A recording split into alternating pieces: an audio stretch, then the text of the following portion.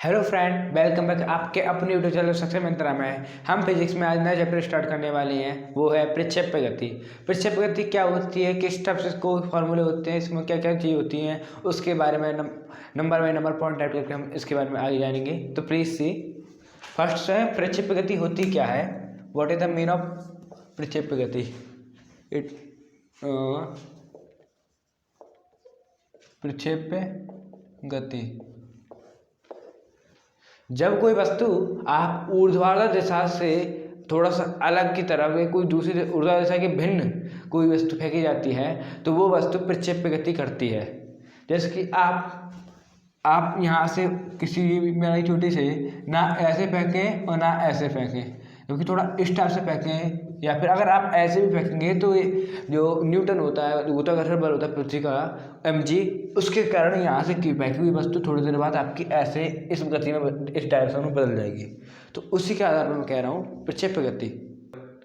तो दोस्तों इसी टाइप से अगर आप सीधे क्षैतिज दिशा में भी काम करेंगे तब भी आपकी जो गति है वो प्रक्षेप्य गति के रूप में हो जाएगी। मतलब थोड़ा सा आगे जाने के बाद ये अपने आप मर जाएगी, क्योंकि यहाँ पर हम जानते हैं पृथ्वी का गुरुत्वाकर्षण बल F बराबर mg न्यूटन बल काम करता है, तो उसके हिसाब से ये अपने आप मर जाती है। बस की डेफिनेशन के हिसाब से देख लेते हैं। जब किसी पिंड को पृथ्वी तल से ऊर्ध्वाधर भिन्न किसी अन्य दिशा में फेंका जाता है तो वह पिंड गुरुत्व के अंतर्गत एक परवलयाकार पथ के अनुदिश गति करता है। इस प्रकार की गति को प्रक्षेप्य गति कहते हैं। यह गति द्विविमीय गति का एक उदाहरण है। अब परवलयाकार क्या होता है, परवलयाकार में दोस्तों बता दूं, आपने वृत्तीय गति पढ़ी होगी तो वृत्तीय गति एक वृत्त के रूप में होती है, एक सर्कल के रूप में होती है, लेकिन मुझे परवलयाकार गति होती है वो कुछ इस टाइप से इस डायरेक्शन में होती है। अर्थात वो थोड़ी थोड़ी से अगर पूरी बनाई जाए तो थोड़ी थोड़ी से अंडे एग जो होता है उसकी गति में करती है। देखिए अंडे की संरचना है, तो अंडे की संरचना को अगर हम अंडे को किसी को लिटा देंगे, किसी अंडे को, तो उसकी अगर आधी संरचना को देखी जाए तो जो ऊपर वाली देखें या नीचे वाली देखें तो दोनों ही परवलयाकार गति आती हैं। ठीक है दोस्तों, अब आगे देखते हैं अगला पॉइंट। तो इस गति का एक समीकरण होता है जिससे किसकी पहचान होती है दोस्तों, वो है, वैसे ये बेस ऑफ द मैथ है लेकिन फिर भी मैं आपको पता चलता हूँ क्योंकि मैं आपको फिजिक्स पढ़ा रहा हूँ, तो इससे संबंधित पूरा आपको पॉइंट में जानकारी होनी चाहिए। इसके लिए मैं आपको इसका समीकरण बताते चलूँ कि वो समीकरण है y बराबर x tan theta minus g x square upon 2u square cos square theta. y बराबर x tan theta minus g x square upon u square cos square theta. तो दोस्तों इसमें y बराबर एक्स टेन थीटा, उसके बाद minus g x square upon two square cos square theta होता है। दोस्तों यहाँ पर 2 भी है। तो यहाँ पर ये परवलयाकार का पहचान कैसे है, आप अगर मैथ में देखेंगे, मैथमेटिक्स जब आप पढ़ेंगे दोस्तों, तो वहाँ पर y बराबर m या फिर इस टाइप से होता है। परवलय का समीकरण वहाँ पे होता है दोस्तों y बराबर 4a स्क्वायर 4ax स्क्वायर। ये बाय द मैथ परवलय का समीकरण है, ये वाला समीकरण बाय द मैथ है। इसी के आधार पर जो यहाँ पर ये हमारा ये है और ये बाकी का ये है, तो y की डायरेक्शन में ये तथा एक्स स्क्वायर की डायरेक्शन में दोस्तों ये वाला एक्स स्क्वायर, इसी के आधार पर ये परवलय का समीकरण बनता है बाय द मैथ।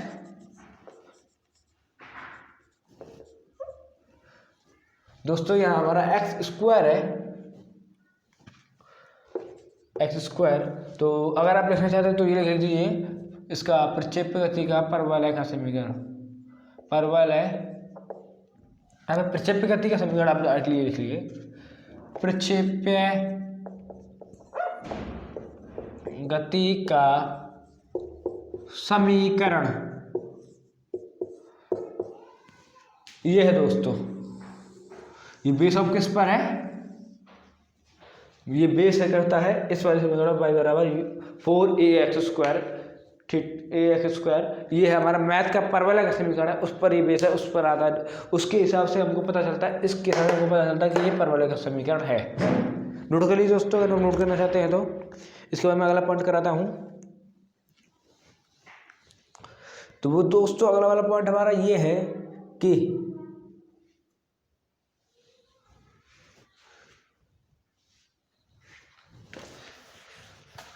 प्रक्षेप्य गति में अगला वाला पॉइंट है इसका मैप के हिसाब से। मैप कैसे बनता है दोस्तों, मैप देखना बहुत ज़्यादा ही इंपॉर्टेंट है दोस्तों। इसका जो भी डायग्राम है, मैप नहीं, डायग्राम जो कहना चाहता हूँ मैं, मेरे कहने वाला डायग्राम है, तो इसका जो मैप है मतलब अर्थात डायग्राम जो है वो इसका बहुत ही ज़्यादा इम्पोर्टेंट है। वो कैसे इम्पोर्टेंट है दोस्तों, उसके बारे में हम जानेंगे।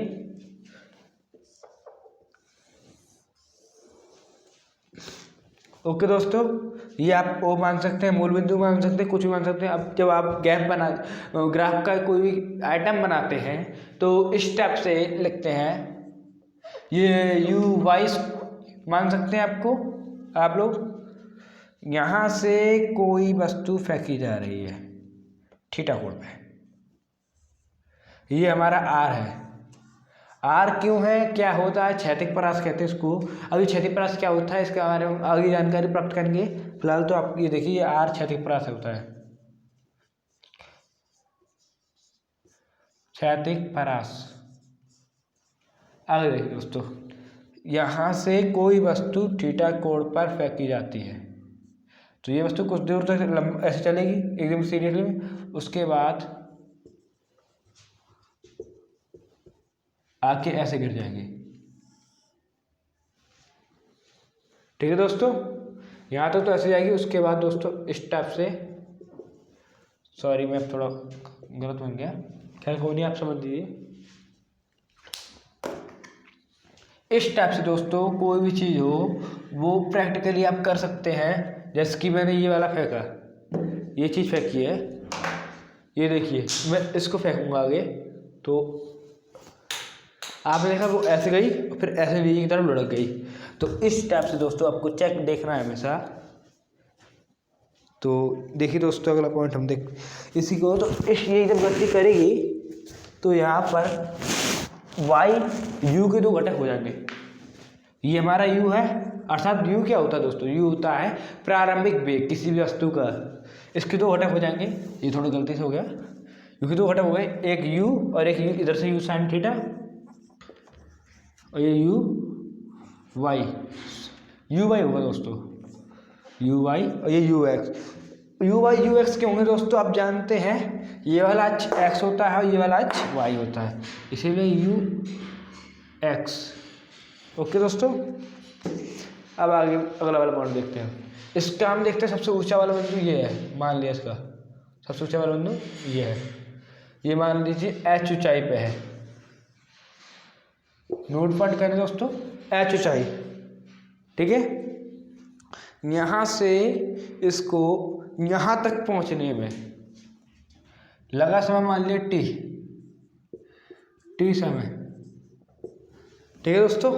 और यहाँ पर जब आप फेंकेंगे तो कोई वस्तु भी हो, जैसे कि ये भी है, अगर एक यहाँ पर जाएगी ऊपर, एक ऊपर लिमिट हो जाएगी, वहाँ पर कुछ देर के लिए रुकेगी, उसके बाद फिर दोबारा नीचे आएगी।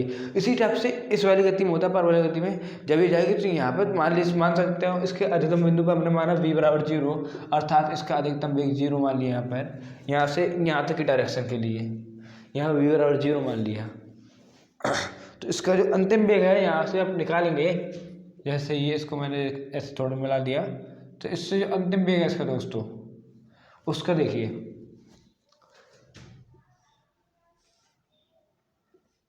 ये तो होगा दोस्तों इसका v।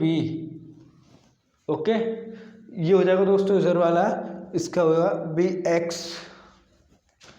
अब देखिए दोस्तों v के हिसाब से चलने हम, तो वी एक्स और ये वी वाई, जैसे यहाँ पे u का यू एक्स और यू वाई में तोड़ दिया है, उसी टाइप से यहाँ पर v का वी एक्स और वी वाई।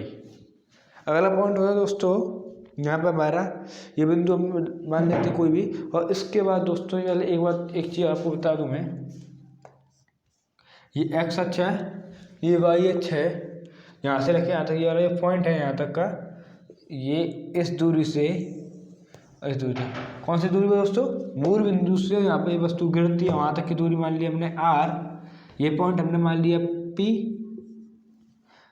ये वाला हमने मान लिया d, वैसे इसकी कोई ज़रूरत नहीं है, और ये वाला मान लिया हमने a।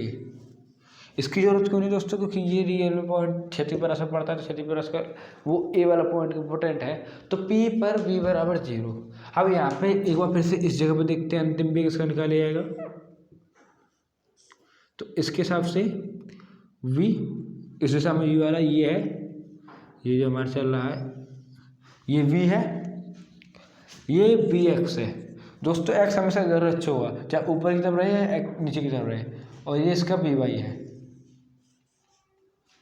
और यहाँ vy नीचे की तरफ डायरेक्शन में दोस्तों, तो इसलिए नीचे की तरफ होगा। ठीक है दोस्तों, यहाँ पे पॉजिटिव vy, वहाँ पे नेगेटिव है, ये बस ध्यान रखना।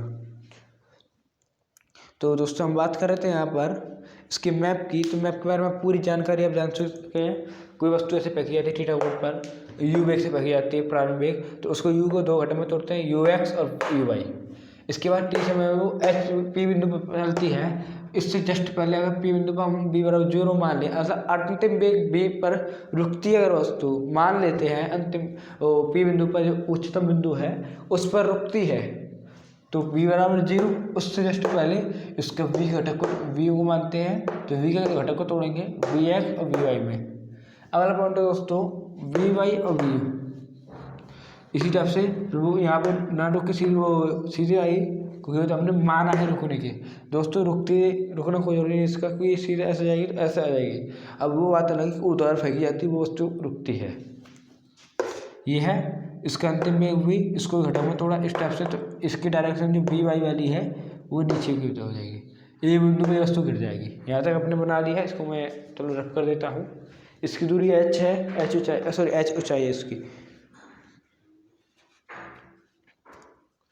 अब आपको एक बात बता देता हूँ, यहाँ से लेके यहाँ तक पॉइंट ऐड करते जाइए दोस्तों। प्रक्षेप्य का उड्डयन काल, प्रक्षेप्य का उड्डयन काल क्या दोस्तों, उड्डयन काल अर्थात उड़ने वाला समय, कितने समय तक उड़ा, यहाँ से लेके यहाँ तक उड़ा दोस्तों, तो प्रक्षेप का उड्डयन काल उड़ा है। इसीलिए इसका भूमि पर किसी बिंदु ओ से किसी अन्य बिंदु ए तक पहुँचने में, किसी बिंदु ओ से किसी बिंदु ए तक पिंड को पहुंचने में लगा समय प्रक्षेप्य का उड्डयन काल कहलाता था। वो वस्तु कितनी देर तक हवा में रही, कितनी देर तक उड़ी, आप इस टाइप से कह सकते हैं। तो प्रक्षेप्य का उड्डयन काल का फॉर्मूला होता है दोस्तों टी बराबर 2u sin थीटा अपॉन जी, टी बराबर 2u sin थीटा अपॉन जी।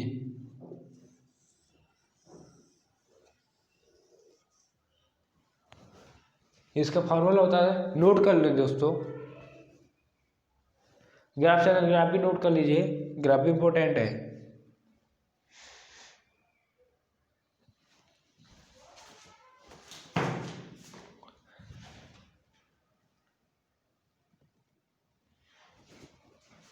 अगली चीज हम कराते हैं प्रक्षेप्य का,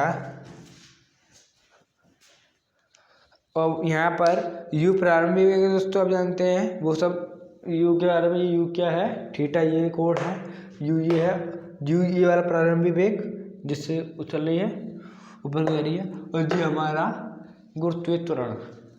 अगले पॉइंट आता है दोस्तों प्रक्षेप्य द्वारा प्राप्त ऊंचाई। प्रक्षेप्य द्वारा प्राप्त ऊंचाई, तो प्रक्षेप्य कितनी ऊंचाई तय करता है,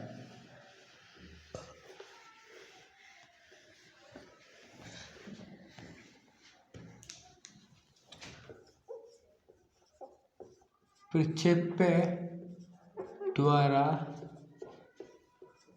प्राप्त ऊंचाई,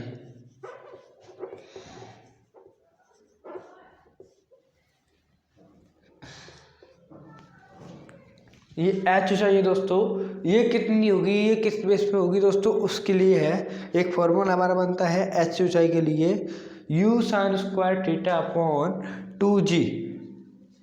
h बराबर ये वाली जो ऊंचाई है इसके लिए u sin square theta upon 2g, ये दोस्तों h ऊंचाई के लिए है, sorry u square sin square theta upon 2g। दोस्तों यहाँ पर एक कंडीशन देखिए, अगर हम, ये जो परवलयाकार वस्तु है, अगर हम इसको सीधे ऊंचाई पे जाएंगे अर्थात इस वस्तु को सीधे ऐसे लें तो थीटा का मान दोस्तों आएगा यहाँ पर 90 डिग्री, क्योंकि इसको अभी थीटा है, अगर इसको पूरा कर देगा तो ये 90 डिग्री हो जाएगा। अब जब 90 डिग्री हो जाएगा दोस्तों तो थीटा वाला 90 रखेंगे यहाँ पे, sine square 90, sine square 90, theta ये 90 हो जाएगा, इज इक्वल टू साइन 90 का मान 1 होता है, 1 का स्क्वायर इज इक्वल टू 1, अर्थात 1 आएगा। तो 1 में किसी चीज़ में गुणा किया जाए या भाग किया जाए तो कोई फर्क नहीं पड़ता दोस्तों। पहले इस पॉइंट को नोट कर लीजिए। इसके बाद कंडीशन में लिखाता हूँ मैं, कंडीशन यदि थीटा 90 तो एच जो मैक्सिमम होगा हमारा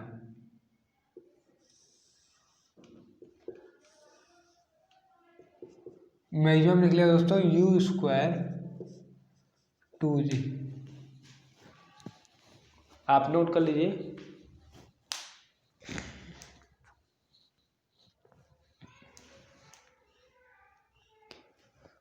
इसका अगला पॉइंट है दोस्तों प्रक्षेप्य का क्षैतिज परास। अब क्षैतिज परास क्या होता है दोस्तों, जब से मैं बता रहा हूँ यहाँ से लेके यहाँ तक की कुल दूरी क्षैतिज के रूप में जो दूरी तय करता है, वो परवलयाकार दूरी नहीं। अब क्षैतिज के रूप में जो दूरी तय कर रहा है वो कितनी है दोस्तों, उस दूरी के बारे में ज्ञात करना है। तो अब उस दूरी को देखिए, क्षैतिज परास का कुल कितना होगा, तो वो कहते हैं दूरी ओ ए को 8 से रिप्रेजेंट किया जाए तो ये क्षैतिज परास बन जाता है हमारा, और यह प्रक्षेप्य के संपूर्ण उड्डयन काल में क्षैतिज चली गई दूरी है। उम्मीद करते हैं दोस्तों ये वाला आपने नोट कर लिया होगा।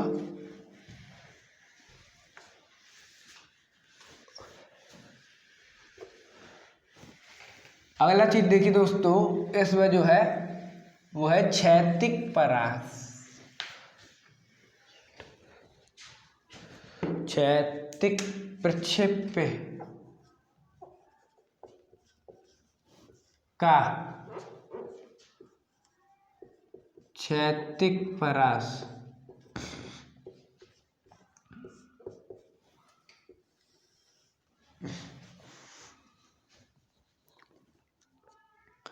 आर बराबर होगा दोस्तों, यहाँ पे क्षैतिज परास होगा, ये ओ ई दूरी के हिसाब से क्षैतिज परास निकलेगा, वो होता है दोस्तों u square sine 2 theta upon g.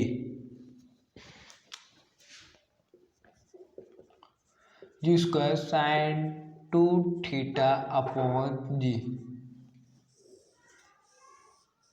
अब दोस्तों साइन यहाँ पर इसका मतलब इस पूरे का अगर मान 1 हो जाए तो ये आर भी मैक्सिमम हो जाएगा। ओके दोस्तों, अब आर मैक्सिमम कब होगा, जब इसका मान 1 हो, और इसका मान 1 कब होगा, जब इस पूरे का मान 90 हो, और इसका मान 90 कब होगा, जब थीटा का मान 45 हो। थीटा का मान 45 होगा तो उसका 2 से गुणा होगा, इस पर साइन 90 बनेगा। साइन 90 बनने के बाद साइन 90 का मान 1 होता है, इसीलिए फिर इसका मान 1 हो जाएगा और हमारा आर मैक्सिमम निकलेगा यू स्क्वायर अपॉन जी। इसीलिए कंडीशन हमारी क्या कहती है, condition is equal to R if theta is equal to 45, तो आर मैक्सिमम हमारा है you square upon ji.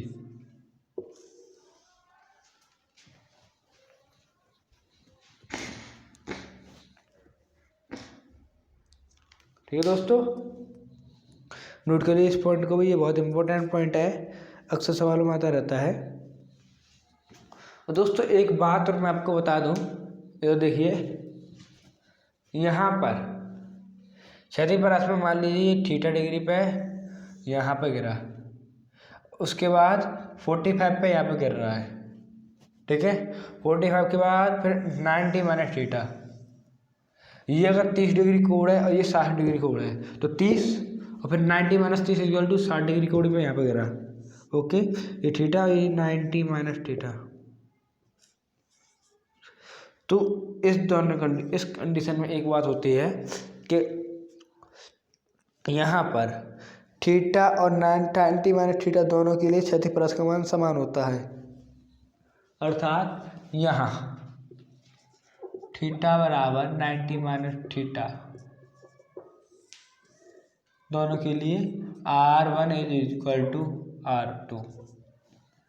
Okay दोस्तों, इस कंडीशन, अगर ये वाली कंडीशन इसके लिए कि आपका न्यूमेरिकल वगैरह के लिए ये चीज़ काम आती है, इसको भी नोट कर लीजिए दोस्तों, ये भी काम की चीज़ है।